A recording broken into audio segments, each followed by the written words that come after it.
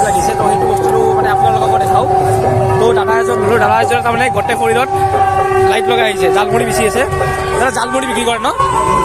জালমুড়ি। তো দাদা কি কি জালমুড়ি হ'ব?